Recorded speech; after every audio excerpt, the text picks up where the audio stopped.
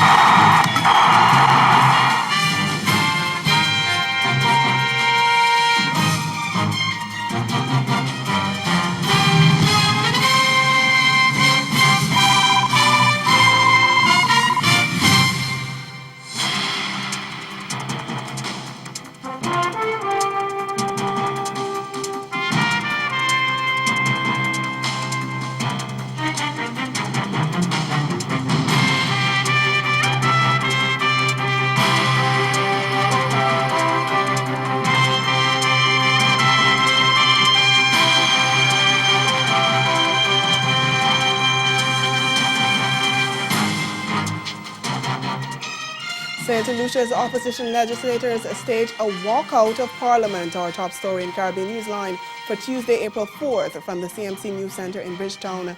I'm Dawn Paris. Good evening. And that walkout on Tuesday by St. Lucia's opposition MPs was their way of protesting the decision of the House Speaker, Leon Theodore John, not to allow a debate on a motion regarding the island's controversial citizenship by investment program.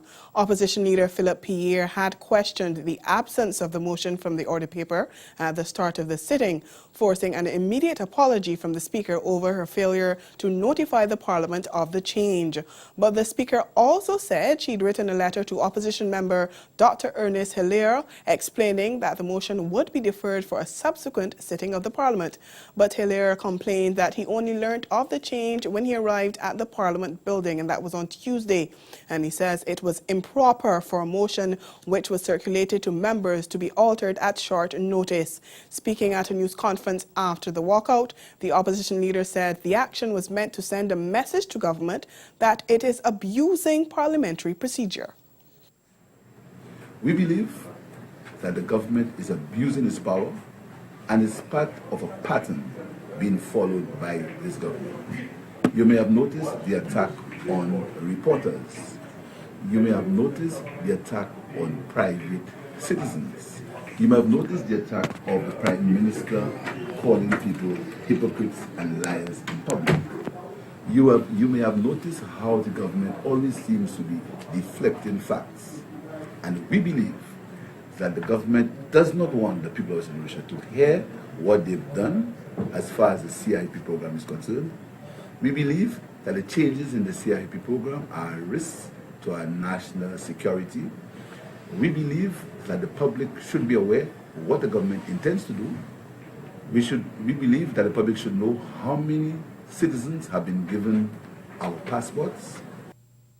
The Speaker said the request for the motion to be deferred to a subsequent sitting had come from Prime Minister Alan Chastanet. Pierre says the government should give a full disclosure on the reason for not wanting the motion to be debated on Tuesday morning.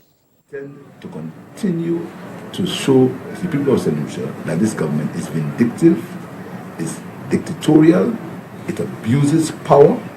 If it can do that after less than 1 year in office, we can imagine what can happen when they're in power for a longer period. The opposition has been very tolerant. We've been very disciplined. We have allowed the government to do what it has to do, but we believe that the time has come when we have to take a stand. We have to protect our democracy, we have to protect our patrimony, and we have to protect the people of St. Lucia. In other news, management and unions representing workers at regional airline Liat and shareholder governments were Tuesday evening meeting in an attempt to resolve industrial unrest at the Antigua-based carrier. The discussions being held at the Hilton Resort in Barbados began at 3 p.m. Liat is going through a difficult financial situation and is implementing a schedule of late payment of salaries. That issue is being discussed at the Barbados meeting, even as the union representing pilots, Lialpa, says it will not agree to that. Prime Minister Perry Christie has put Bahamians on election notice with an announcement that Parliament will be dissolved on April 11th. He has not announced an election date as yet, but he indicated that he would cause the writs of elections to be issued on the same day Parliament is dissolved. Christie also called on Bahamians to register to vote if they have not already done so. We get more in this report from ZNS Network News. Prime Minister Christie made the announcement in a statement Sunday night, urging all Bahamians who have not yet registered but wish to participate in the electoral process to do so. Those who have not registered on or before April 10th will not be able to vote. Chief Clerk in the House of Assembly Maurice Tynes says it signals that government's legislative agenda is complete and there will be no more parliamentarians, but government ministers will remain. It also means that there has to be an election, a general election, within 21 to 30 days after that dissolution date. The writs of return of the election have to be returned within 30 days. That's the maximum the Parliamentary Elections Act has now legislated for. He says there has been confusion that the Constitution says 90 days, but in 1992, the Parliamentary Elections Act was amended, reducing the period for an election to be called to 30 days. All things considered, Tyne says elections could come around early May. If the Parliament is dissolved on April 11th, we count 21 to 30 days after that. It has to be within that period. I can't tell you what day they actually will do it. That's entirely up to the Prime Minister's discretion. Registration this cycle has been uncharacteristically slow, and so far, a little over 155,000 Bahamians have registered. Approximately 172,000 Bahamians were registered to vote in the 2012 general election. Trinidad and Tobago's Labour Minister Jennifer Baptiste-Primus is defending government's decision to shut down state entities amid concerns that it will lead to increased unemployment. She says the Dr. Keith Rowley administration needs to take tough decisions to save the economy. And we get more from Alicia Boucher of TV6 News. The country cannot sustain state enterprises which are losing money and not delivering. It's a hard business and economical fact, according to the Labour Minister. Baptiste-Primus says decisions on which enterprises should be either reformed or shut down are not based on any political manipulation, but rather the committee appointed by the cabinet to review state organizations. Should we engage in restructuring and reform the organization, or is it a situation where nothing can be done to save that particular state enterprise? And the cabinet is guided by the advice of that entity. Baptiste-Primus says the government took over at a very difficult time, stating that right now the main focus has to be what is in the best interest of the nation as a whole. She says the country cannot keep borrowing to stay afloat, and therefore money management is of paramount importance. It cannot be that we are faced with a situation where we have all these several state enterprises that are literally dark hole in which money keeps being poured down. Baptiste-Primus admits that it is painful that people have to be placed on the breadline as a result of this, but she's hopeful that things will begin to pick up again with the various initiatives being taken by the government to stimulate the oil and gas as well as the trade sectors. But until then, she believes that adjustments will have to be made in the lives of persons who may find themselves in a challenging situation, adding that there are jobs in the country. However, they're at the lower paying end of the spectrum. Still in Trinidad and Tobago, a public health sector crippled by a shortage of medical staff could face an even bigger challenge if the nation's nurses are not paid their outstanding back pay by Thursday evening. Their union's president says they've been disrespected for far too long and it's time for the nurses to take a stand. He told Joel Brown of TV6 News that the government still has time to pay what is owed to the nurses. Trinidad and Tobago Registered Nurses Association President Edie Stewart wrote a memo to the association's members advising all non-essential nursing personnel that if the full amount of the outstanding back pay is not in their bank accounts by Thursday, they are to report for duty at the Parliament on Friday. We spoke with Mr. Stewart via telephone on Monday. there's already a grave shortage in nursing personnel, so any disruptions, any further disruptions is going to bring hardship, unfortunately. But as a responsible association, we always advise our nursing personnel to make sure and have a skeleton staff on ward so patient safety is not compromised. In the memo, dated March 31st, Mr. Stewart wrote that the association attempted to contact the various regional health authorities and the Ministry of Finance to ascertain the reason for the delay in paying the remaining 50% of back pay owed to the nurses. He also wrote that the association's patience has now been exhausted. Mr. Stewart made reference to the Prime Minister's statement in the Parliament on March 6th that half of the back pay owed to all public servants had been paid. The Prime Minister said then that the Finance Minister was able to arrange the source of funds to ensure that the remainder is available by March 31st. However, Madam Speaker, the payment of that money to the individual officers in the various departments would not be delayed as a result of no funds being available after March 31st, but on the department's ability to make the pay sheets prepared and ready for disbursements to officers. So after March 31st, the matter would be a departmental efficiency matter. Mr. Stewart said he met with officials from the Northwest and North Central Regional Health Authorities on Monday. And they are saying no check to date has come from the Ministry of Health to be able to pay that back pay. So it is not a matter that the region is delaying, it's a matter of that they have not received the funds to date.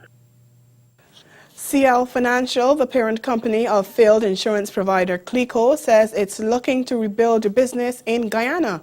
But the main opposition People's Progressive Party insists the company must not be given a clean slate to do business there. A statement from the Ministry of Finance said that CL Financial Chairman Lawrence Dupré indicated he would like to renew his relationship with that country and to publicly apologize to the people for the collapse of CLICO Guyana. Investors in several Caribbean countries lost millions of dollars following the 2009 collapse, and the governments have been moving to establish new entities to provide services once offered by the Trinidad-based company. Minister of Finance Winston Jordan informed Dupré that he would update Cabinet on their discussions and advised that future meetings could focus on discussion on recovering money owed by the company and investment in Guyana. But opposition leader Barrett Jagdeo told a news conference on Monday that while they welcome investors, they cannot deal with the CLICO matter anecdotally. Still to come in Caribbean Newsline, Jamaica becomes the latest country to lift the ban on Brazilian meat products. Stay with us. Welcome to Dominica, a true fantasy island. Whether you're in search of extreme adventure or a family vacation or a relaxing getaway, Dominica is fun for everyone. And a place where you can totally disconnect and enjoy paradise.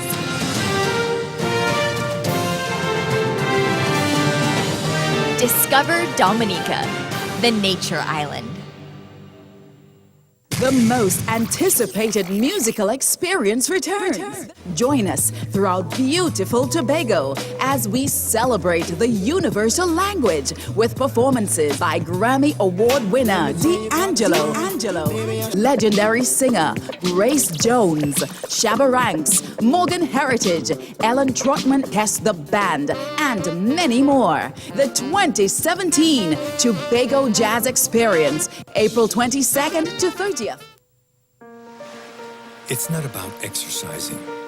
It's having the strength to do what you're passionate about. It's not about the road traveled. It's about the one to be traveled. An important thing in life is finding the perfect balance between body and soul. With a bottle of Ensure, you get the proteins, calcium, and 26 vitamins and minerals your body needs to live the best moments of your life with strength and energy. Your life, your health, your Ensure.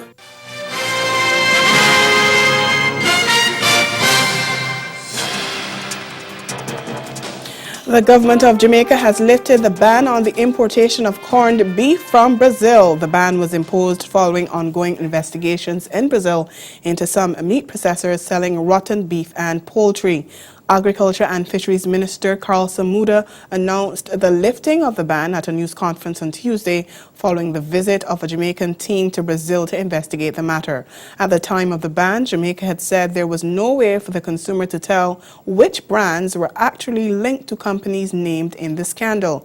Samuda said Brazilian officials were forthcoming to the Jamaica team and the country is satisfied that all is well. They find that the process is at a very high standard and meets the requirements for trading internationally. And so as far as the product that is exported from Brazil to Jamaica, we are satisfied that the quality meets the required standards and that they are safe for consumption. What about the local testing from BSJ and other officials? Those tests also showed that they met the international standards. And so there is no fear of anyone consuming the product. That was Agriculture and Fisheries Minister Carl Samuda speaking there with Andrea Chisholm of TVJ News. Still in Jamaica, an 11-year-old schoolboy is in police custody following the murder of another student. Lawmen say the 14-year-old victim died from chop wounds allegedly inflicted by the 11-year-old following a heated argument which escalated into a fight. According to police, a machete was used to inflict the deadly wounds to the head of the teen. The 11-year-old fled the scene, but family members found him and turned him over to police. Acting Commanding Officer for the Trelawney Police, Deputy Superintendent Carlos Russell, said the child would be interviewed. And delegates from at least 12 Caribbean countries are in Antigua and Barbuda to discuss what measures can be implemented to improve the safety and security of educational facilities within the region. The participants of the inaugural Safe School Ministerial Forum are ministers of education and other representatives. We get more in this ABS News report.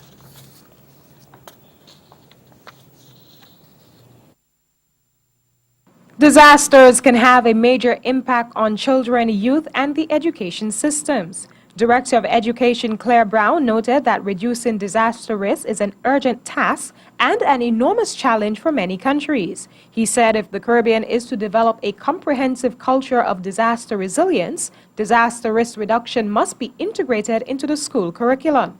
We must ensure that our children are provided with safe learning facilities and that the safety of students and staff is maintained through effective disaster management. Deputy Director of the Caribbean Disaster Emergency Management Agency, Elizabeth Riley, said the Caribbean and by extension the education sector in CDEMA participating states are vulnerable. The CDEMA Coordinating Unit has a long history of supporting the integration of disaster risk management into the education sector through the development of technical resources to support policy, school readiness, and the infusion of disaster risk management concepts into the curriculum. Education Minister the Honorable Michael Brown said disaster preparedness and safe schools is not only the responsibility of the ministry. We are only one of the primary constituents with that responsibility. It means that we can't do it without the assistance of the armed forces, whether it be the military, the police, the fire service. We can't do it without the assistance of stakeholders, such as the Disaster Preparedness Agency.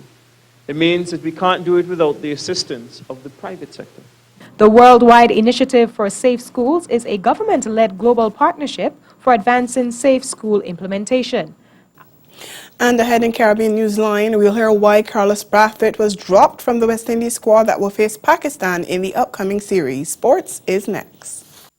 Ravenel's Resort and Conference Center is the mecca of conferences in the island of Tobago. The state-of-the-art facility caters to executive forums, weddings, banquets, training, elegant dining, and tranquil accommodations. Guests at Ravenel's Resort can choose from self-catering, standard, deluxe, and executive rooms. Sit at the poolside and savor the ambience of nature, or enjoy a sumptuous meal on the terrace and inside the Bouvardia restaurant. Let's go to Ravenel's Resort and Conference Center, the tranquil Caribbean Resort. Call 868-639-9666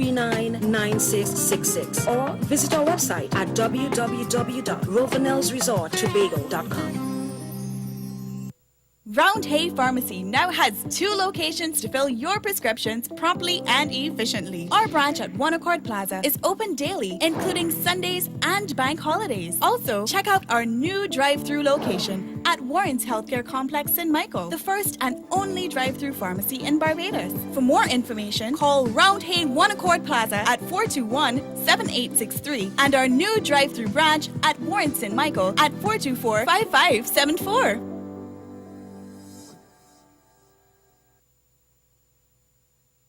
Up next on Honda Racing at Speed.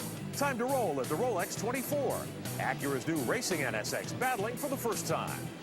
The new IndyCar season about to kick off. We'll check out Honda's new additions, actually some old friends who are ready to win again. And off-roading in the Arizona desert. Team Honda Racing Ridgeline hoping to open up 2017 in style. All we really want to do is finish. Right? Finishing 24 hours in itself is success.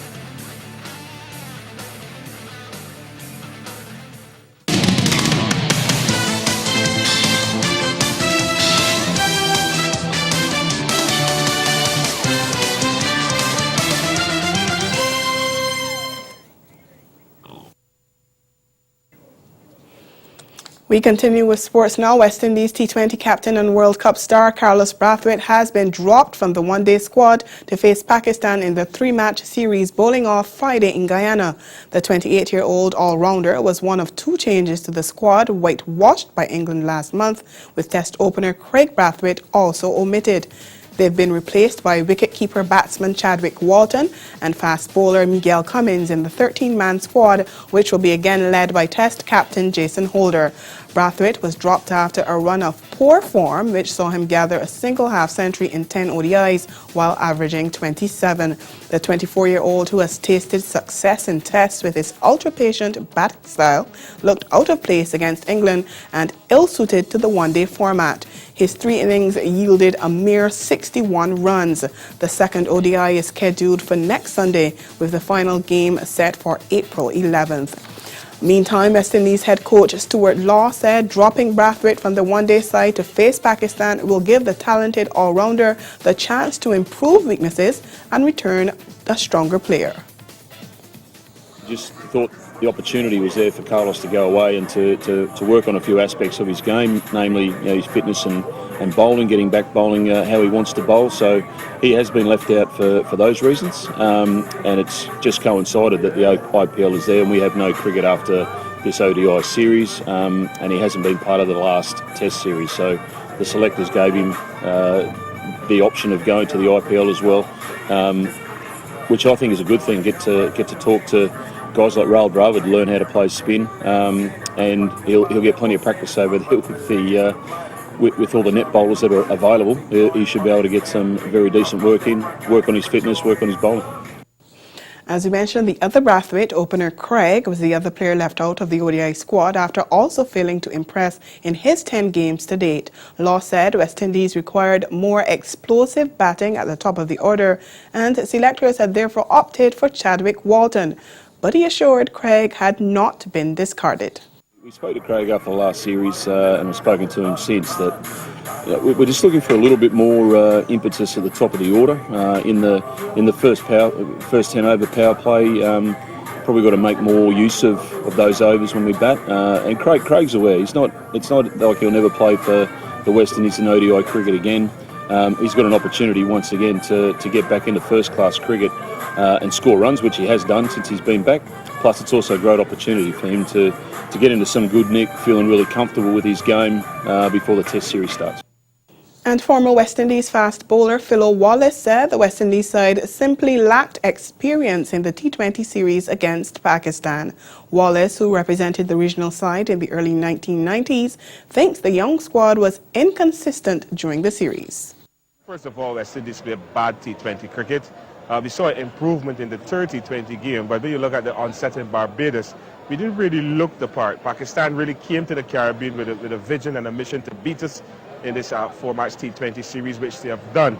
We saw sporadic performances in the West Indies team. They were consistent in the third T20, where we played a compact game, bowled well, fielded well. But when you look at the other 3 games that we lost, we were too sporadic. We didn't execute the basics right, and obviously we lost focus both in batting, bowling, and in fielding. And that was former West Indies batsman Philo Wallace. And Wallace said that if this trend continues, the West Indies' chances of qualifying for a major tournament will be very slim. Even from the England series with the 3 ODIs we have there, we lack something, and obviously we lack experience. And obviously the more we play, yes, the more experience we'll get, but we continue to be beaten. And if you look at how ICC's cricket is structured, there's a point system for everything now. And if we continue to lose matches, we are not going to qualify for a lot of world events. FIFA President Giovanni Infantino is set to make his first trip to the region this weekend since taking up the job in world football in February last year. The Swiss Italian will pay a visit on Sunday to Grenada, where he is expected to open the Football Association's new headquarters and pay a courtesy call on the island's Governor General and Prime Minister. He'll also visit Guyana during his trip, and Sean Imbrack of HGP Sport tells us more. Guyana will be in the spotlight on the world stage once again. This time, the president of FIFA, Gianni Infantino, will begin a 3-day visit here Sunday, April 9th to Tuesday, April 11th. The local governing body, GFF, stated in a press release. Following visits on the heels of FIFA vice president and CONCACAF's president to Guyana in March, President Infantino's visit will culminate and cement Guyana's football development. Excited about the prospect of building for the future of Guyana's football with FIFA and President Infantino, as well as showcasing some of the work Guyana is doing, is on the agenda. Under President Infantino, FIFA's 211 member associations now have access to at least $1.25 million annually to support running costs, training infrastructure, facilities project, development programs and competitions such as youth leagues and women's football will also form part of the planned discourse in Guyana. And that's a wrap on sports. We'll be right back. Caribbean Newsline is brought to you by the Barbados Tourism Marketing Inc. Round Hay Pharmacy now has 2 locations to fill your prescriptions promptly and efficiently. Our branch at One Accord Plaza is open daily, including Sundays and bank holidays. Also, check out our new drive-through location at Warren's Healthcare Complex in Michael, the first and only drive-through pharmacy in Barbados. For more information, call Round Hay One Accord Plaza at 421-7863 and our new drive-through branch at Warren's in Michael at 424-5574.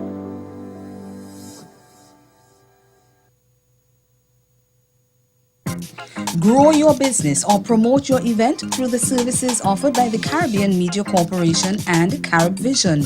Our distribution provides a platform on cable, terrestrial television, and websites. We cover carnivals and events from across the region.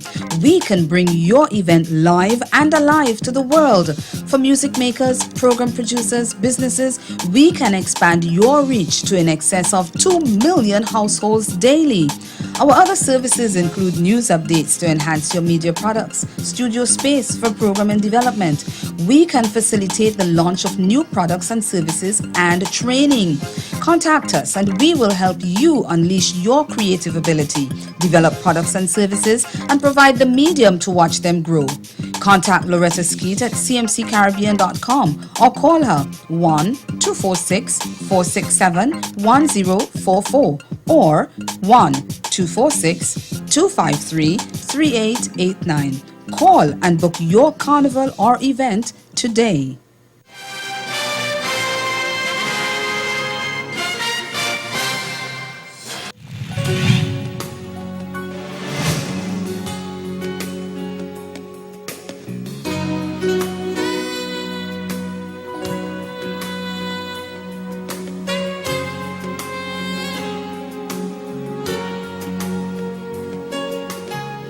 A recap of the major developments of this day. Opposition MPs in St. Lucia protest the lack of debate on the controversial Citizenship by Investment program by staging a walkout. And in sports, Carlos Brathwaite dropped from the West Indies squad for the upcoming series against Pakistan. And that's Caribbean Newsline. For news and sports round the clock, log on to CanadaNews.com. We'll be back here again tomorrow. But from all of us at CMC News, thank you for watching and have yourselves a good night.